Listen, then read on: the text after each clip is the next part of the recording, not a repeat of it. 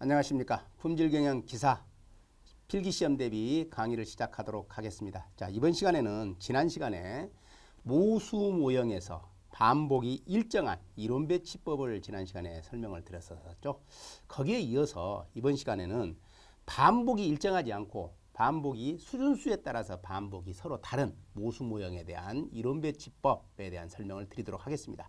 따라서 이번 시간에 설명드릴 내용은 지난 시간에 설명드렸던 내용들을 이해를 하신다면 약간의 차이만 하나 있을 뿐이거든요. 그래서 크게 문제가 되지 않는 아주 간단한 그런 내용들이 되겠습니다. 그래서 거기에 대한 설명을 좀 드릴게요. 자, 그러면 이런 반복이 다른 경우에 이 반복이 다른 경우에 어떨 때 이 반복이 다른 경우에 사용하느냐 하는 용도가 있겠죠. 용도가. 어쩔 때 이걸 사용하느냐 이걸 간간히 한번 물어보더라고요. 크게 보면 세 가지 정도로 우리가 구분할 수가 있겠죠. 어떠냐면 자, 실험을 실패를 해요. 실험을 하는데 실험 과정에서 실험을 실패를 했습니다. 근데 이 실패된 실험을 다시 수행을 하는 데는 너무 비용이 좀 커요. 너무 비용이 커요. 그래서 이 실험에 실패를 해서 어떤 그 실험의 결과에 결측치가 발생을 해버린 경우, 그랬을 때 이 결측치가 발생을 했다 할지라도 실험 비용이 너무 크기 때문에 그냥 그대로 사용을 하자는 거죠. 근데 어떻게 반복이 그 수준에서의 반복이 다르다고 인정을 하고 그냥 해석을 하자 해서 그냥 일정한 실험을 반복이 일정한 실험을 시도를 해서 이렇게 실험의 어느 수준에서 실험에 실패한 경우에 이렇게 사용을 할 수도 있습니다. 그 다음에 두 번째는 실험자가 실수를 했어요. 실험자의 실수로 인해서 어떤 특성값을 우리의 품질의 어떤 특성값을 취하지 못하는 이 특성값을 취하지 못하는 경우가 있겠죠. 관측을 그 특성값의 관측을 못 해버린 경우 똑같이 이것도 그걸 그래서 뭐가 발생을 했어요? 결측치가 발생을 해버렸다는 거죠. 이런 경우에도 그냥 실험을 또 한 번 하는 데에는 비용이 많이 든다든지 하는 경우에도 이렇게 반복이 다른 경우로 우리가 해석을 하면 된다. 그래서 해석 방법만 다른다 뿐이지 다른 건 문제가 안 되니까 그대로 하자 하는 거고요. 세 번째는 어떤 특정한 수준에서 그 해당되는 수준의 어떤 높은 정도를 얻고자 하는 경우. 자, 어떤 특정한 수준에서 높은 정도를 얻고자 해서 그 수준에서만 반복을 좀 몇 번 실험을 더해요. 실험을 좀 초과적으로 더하는 경우가 생기겠죠. 그렇게 되면 다른 수준하고의 어떤 품질의 수준이 다르기 때문에 반복이 달라버리는 문제가 생기게 되죠. 그래서 이때는 그 수준에서의 어떤 높은 정도를 얻고자 하는 경우에도 이런 경우를 사용할 수 있다 하는 거죠. 그래서 크게 문제가 안 돼. 이런 경우에 사용을 한다 하는 말씀을 좀 드리겠습니다. 자, 그러면 첫 번째 용도에 대한 설명을 드렸고요. 자, 그러면 두 번째는 우리가 사용하고 있는 데이터의 어떤 구조를 보면, 구조식이랄까요? 구조를 보면 첫 번째 어떻게 하냐면 인자는 이론 배치니까 인자가 하나라는 거죠. 인자가 다 한 개가 있다는 거죠. 근데 한 개의 인자를 우리는 A 인자라고 이야기를 한다면 요 인자는 무슨 인자예요? 모수 인자라는 거고요. 모수 모형이니까 모수 인자로 구성되어 있다는 거고요. 이때 그 인자의 하나의 수준수를 우리는 뭐라 하냐면 L이라고 하자 하는 거죠. L 수준에 놓고 L개의 수준으로 놓고 실험을 한다고 하자 하는 거죠. 그랬을 때 각 수준별로 뭐 한다? 반복수 R 값이 R이 다르다는 거죠. 반복수가 다르다. R 값이라고 하니까 좀 이상하죠. R이 다르다 이렇게 표현하는 게 낫겠네요. 그래서 R이 반복이 다르다 하는 이런 경우가 되겠죠. 자, 그러면 데이터의 구조식을 뭐가 돼요? X의 I의 J 값이 되겠죠. X, I, J 각각의 우리가 실험을 통해서 얻는 값들이죠. 얻는 이 데이터의 값은 어떻게 나타나요? 그 데이터의 평균값에다가 플러스 A라는 인자에 대한 각각의 A 인자 수준에 대한 효과, 각각의 수준에 대한 효과에다가 그 다음에 앞에서 이야기한 것처럼 뭐예요? 오차항이 나타나겠죠. 오차항의 I, J 성분으로 이렇게 나타난다 하는 것은 앞에서 반복이 같은 경우하고 동일하죠. 그래서 문제가 별도 안 된다 하는 거고요. 그 다음에 이제 이렇게 해서 데이터 구조를 알았으면 제일 먼저 분산 분석을 하기 위해서는 변동 계산을 하잖아요. 자, 변동 계산하는 것도 반복이 일정한 방법하고 똑같습니다. 어떻게? 우리가 제일 먼저 뭐 구해야 돼요? CT 구했었죠.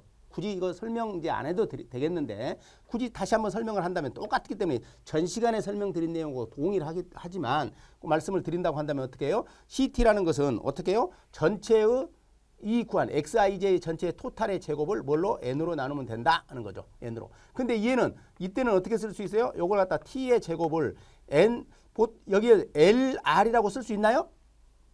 없죠. 왜? R이 다르기 때문에. 그러면 이렇게 쓰려면 뭘 빼줘야 여기서 결측치 숫자만큼을 빼줘야 되죠. 그래서 이렇게 해서 표현은 못한다는 거죠. 이게 표현을 하지 않는다. 그래서 N 실험의 횟수로 나눠줘야 된다 하는 것밖에 좀 차이가 있던 것뿐이죠. 그 다음에 두 번째는 전체의 토탈 변동은 어떻게 써요? 똑같이 각각의 X, I, J의 각각의 값을 제곱해서 뭘 빼주라? CT를 빼면 된다 하는 것들이었고요. 그 다음에 세 번째는 뭐가 있었죠?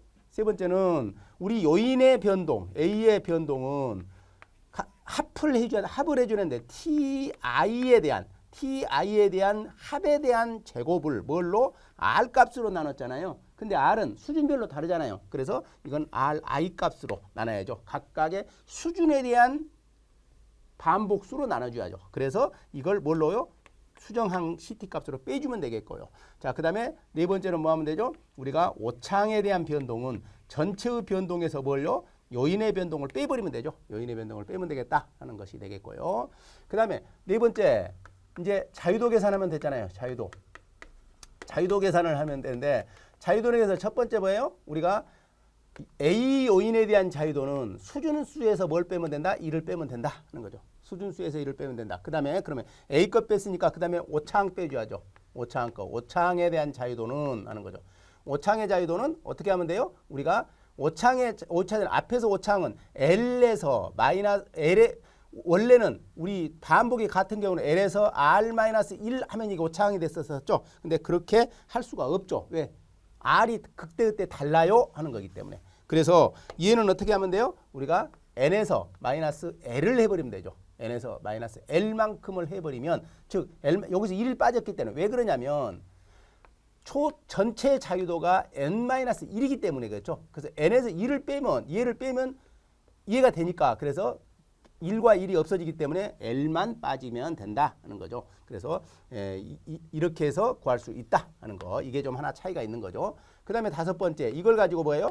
분산 분석표를 작성하고 분산 분석표를 작성하는 것도 동일하죠. 그래서 이거는 생략하겠습니다. 조금 있다가 실제 이제 예제 문제를 하나 풀어보면서 제가 설명을 자세하게 좀 드릴게요. 그 다음에 여섯 번째 뭐가 있어요? 우리가 이 분산 분석표 찾아서 F 검증을 했다고 한다면 그 다음에 뭘 했어요? 순변동도 구하는 방법도 동일하죠. 순변동 구하는 방법이나 그 다음에 기여율을 구하는 방법이나 이런 것들은 앞에서 반복이 동일하는 상태하고 같기 때문에 좀 이것도 생략을 하도록 하겠습니다. 생략을 하도록 하고요. 여기에서 이제 추정에 대한 문제, 해석을 하는 추정 또는 해석 이렇게 할 수도 있는데요. 추정에 대한 문제는 조금 더 설명을 드리죠. 하나 설명을 드린다면 먼저 모평균, 무를 평균값을 추정해야 되는데 뭐예요? AI 수준에 대한 평균값을 추정하고 싶어요. 근데 이 평균값을 추정하려고 하면 이거는 동일하죠. 어떻게 해요?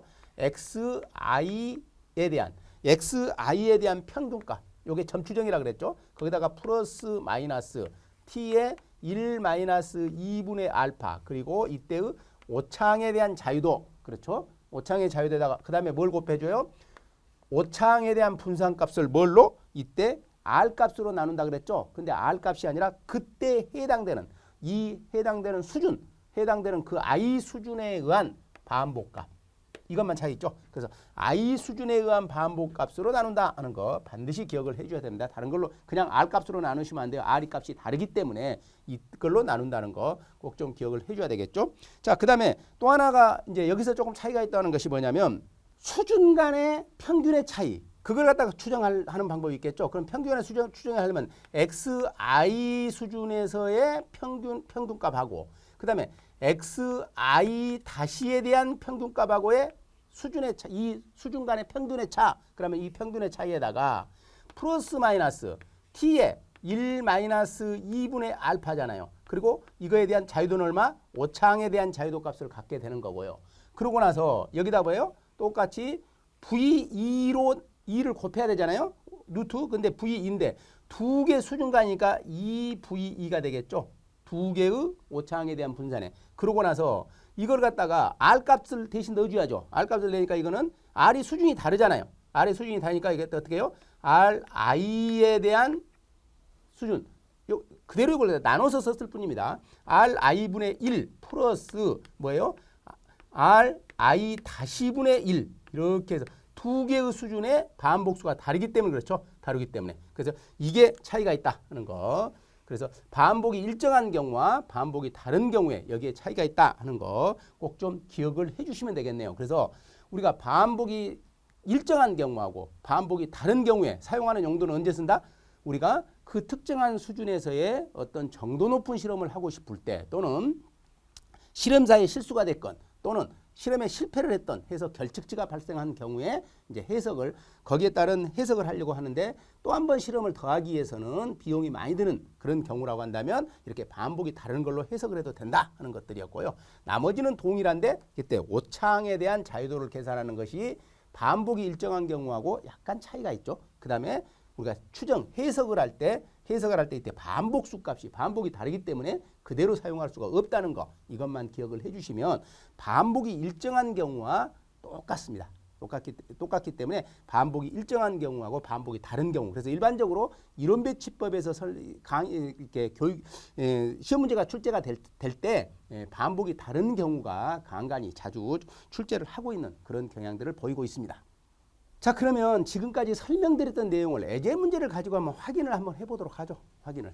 자 보시면 어떤 화학 반응에서 반응액의 농도를 하는 거죠. 요걸 인자로 봤다는 거죠. 농도를 4 수준으로 그래서 L이 4다 하는 거죠. L이 4다. 그래서 해서 실험한 결과 다음과 같은 데이터를 얻었다. 근데 보니까 수준을 하나 둘 셋 4개 수준으로 했고 반복을 4번 했는데 A2 수준에서 한번 결측치가 하나 있네요. 실험 데이터가 없고요. A4 수준에서 실험 데이터가 없죠. 그러면 A1 수준은 반복을 4번 했고 A2 수준은 반복을 3번 했고 A3 수준은 반복을 4번 했고 A4 수준은 반복을 2번밖에 하지 않았다 하는 거죠. 이렇게 했을 때 검정을 해달라 하는 거죠. 자 그러면 한번 해보죠. 자 첫 번째 제일 먼저 뭐예요? 우리가 변동 계산을 한다 그랬죠. 변동 계산. 자 변동 계산을 하려고 보니까 변동 계산은 제일 먼저 뭐였어요? 수정항 CT를 구한다 그랬잖아요. 그러면 CT는 T의 전체의 제곱의 반복수 N 그랬죠. 실험의 횟수 N.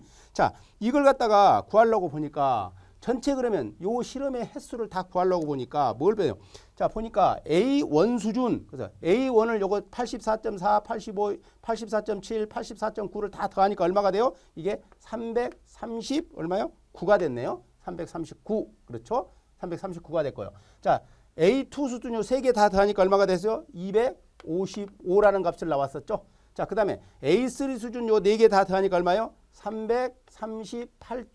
얼마인가요? 9인가요? 338.9. 그 다음에 A4 수준 2개를 다 더하니까 170.6. 그러면 요 전체 토탈은 얼마예요? 전체 토탈을 보니까 1103. 얼마요? 5가 됐나요? 1103.5. 자, 그러면 그래서 이걸 전부 다 하니까 걔가 얼마예요? 1103.5의 제곱이 되겠죠.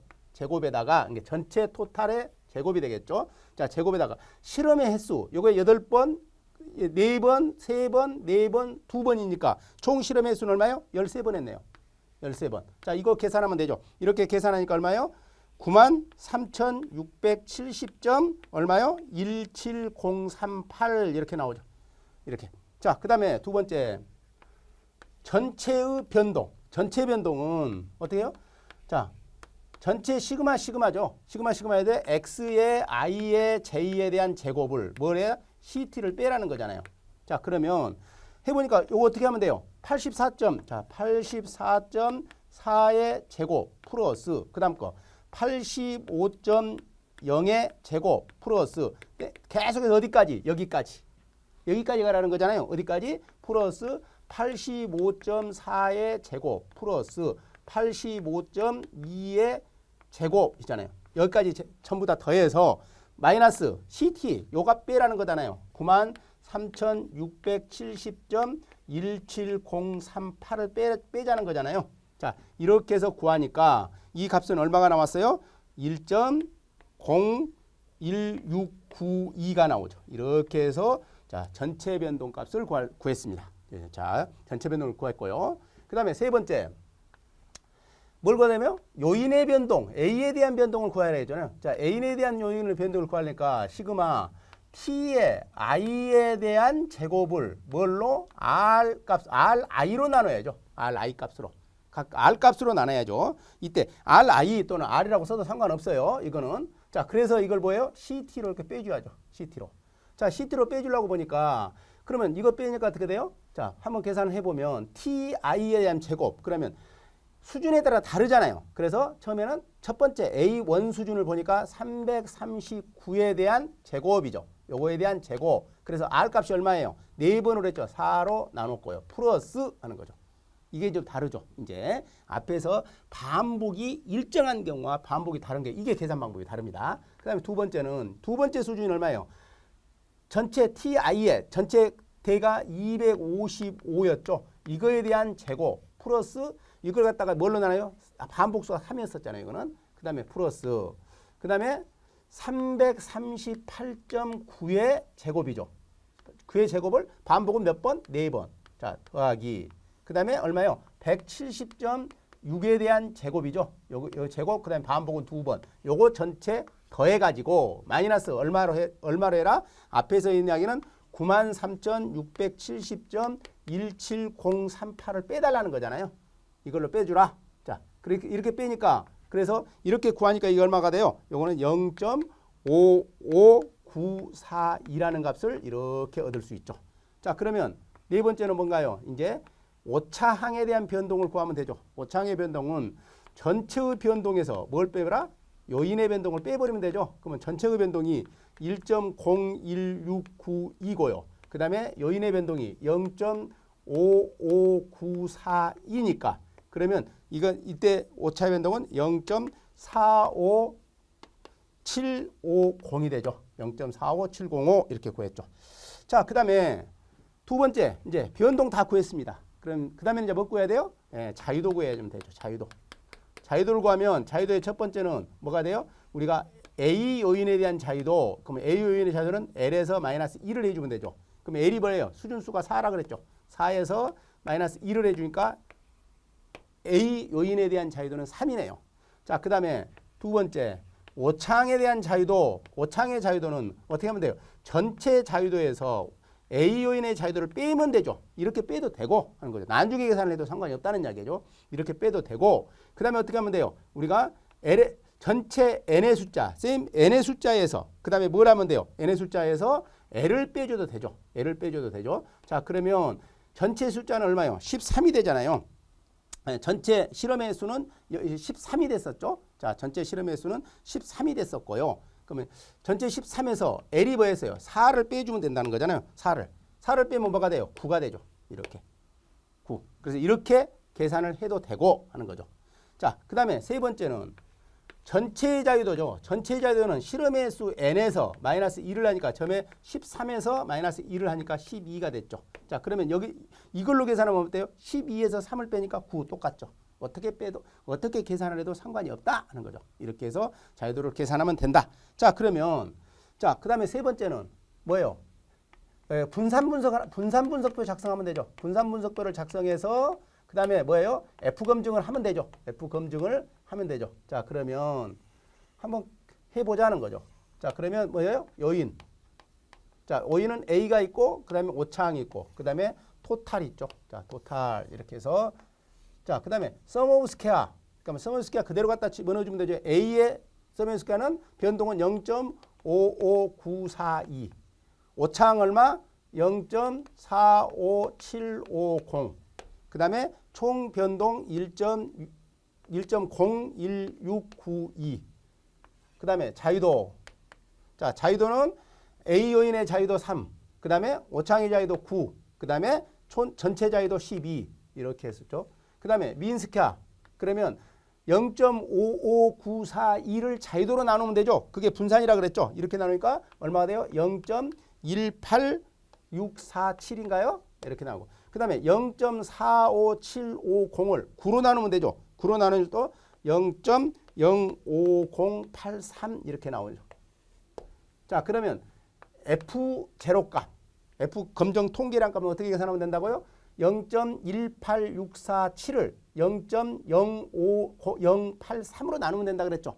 예, 오차 한 걸로 나누면 된다. 이대로 나누면 된다는 거죠. 이렇게 나누니까 얼마가 돼요? 3.66850이죠. 자, 여기서 여러분들 꼭 이제 앞에서는 제가 설명을 안 드렸는데 하나 알아둘 게 하나 있죠. 뭐가 있어요? 지금 현재 F 검정 통계량 값은 뭘로 요인의 분산값을 뭘로 나눠요? 오차항에 대한 분산값. 오차항의 분산 이게 뭐예요? 별량 성분이잖아요. 오차항은 별량이라 그랬죠. 그래서 별량 성분으로 나눈다는 거잖아요. 별량 성분으로 나누는데 이게 분모 나눠주는 숫자가 적으면 적을수록 뭐가 돼요? F 통계량 값이 커져버리죠. F 통계량 값이 더 커지죠. 자, 그러면 이게 적어지려면 뭐가 돼요? 오차항에 대한 자유도가 크면 클수록 하는 거죠. 오차항의 자유도가 크면 클수록 이 값이 커지기 때문에 어떤 분산의 정도가 높아지는 그런 특징을 하나 가지고 있습니다. 간간히 시험에서 이걸 물어보는 경우가 있어요. 그래서 제가 추가적으로 설명을 좀 드렸습니다. 자, 그러고 나면 그 다음에 뭐예요? 우리가 여기서 유의 수준을 5%라고 했으니까 F의 0.95로 계산하라는 거잖아요. 그러면 F의 0.95에 자유도는 뭐예요? 3에다가 그 다음에 뭐예요? 오차의 자유도 9 이걸 찾으라는 거잖아요. 이걸 찾으니까 얼마예요? 이렇게 이걸 찾아오면 여기에 3.86이 되죠. 자, 그러면 그러다 보니까 뭐예요? 이 기각치보다 이게 더 적죠. 적으니까 뭐가 돼요?